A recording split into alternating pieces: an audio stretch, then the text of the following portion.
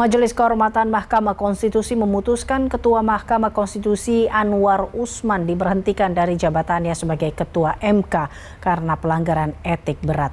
Selain itu, MK juga menjatuhkan sanksi teguran lisan kepada seluruh hakim MK karena melanggar kode etik dan perilaku hakim.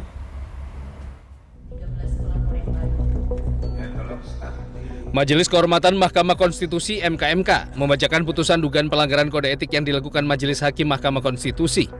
Setelah memeriksa Hakim Konstitusi, Ketua MKMK Jimli Asidiki menjatuhkan sanksi pemberhentian sebagai Ketua Mahkamah Konstitusi pada Anwar Usman. Anwar Usman terbukti melanggar kode etik dan perilaku Hakim MK terkait putusan kasus batas usia calon presiden. Anwar Usman juga tidak berhak mencalonkan diri atau dicalonkan sebagai pimpinan Mahkamah Konstitusi sampai masa jabatannya berakhir. Mahkamah Konstitusi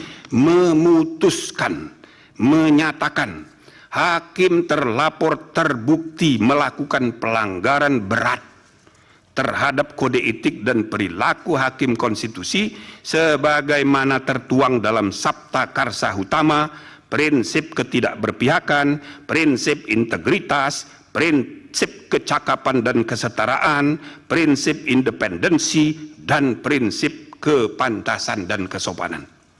2. Menjatuhkan sanksi pemberhentian dari jabatan Ketua Mahkamah Konstitusi kepada hakim terlapor. Namun terdapat dissenting opinion yang disampaikan oleh anggota MKMK Bintan Saragih. Menurutnya, sanksi yang dijatuhkan kepada Anwar Usman sebagai diberhentikan dengan tidak hormat. Dasar saya memberikan pendapat berbeda yaitu pemberhentian tidak dengan hormat kepada hakim terlapor sebagai hakim konstitusi in caso Anwar Usman karena hakim terlapor terbukti melakukan pelanggaran berat seperti disebutkan tadi.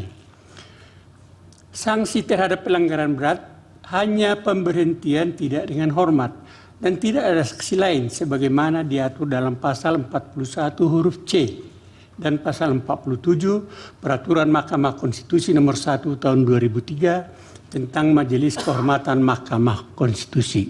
Selain itu, MKMK juga menjatuhkan sanksi teguran lisan kepada seluruh hakim MK karena melanggar kode etik dan perilaku hakim. Hal ini terkait dengan dugaan kebocoran rapat tertutup, serta praktik pelanggaran berbenturan kepentingan yang sudah menjadi kebiasaan yang wajar, serta tidak ada saling mengingatkan antar hakim. Sebelumnya, jelang putusan dibacakan, ratusan orang dari berbagai kelompok menggelar aksi massa di depan gedung MK hingga ke bundaran Patung Arjuna Wiwaha. Massa menyerukan desakan dan opini mereka terkait putusan yang akan dibacakan oleh Ketua MKMK.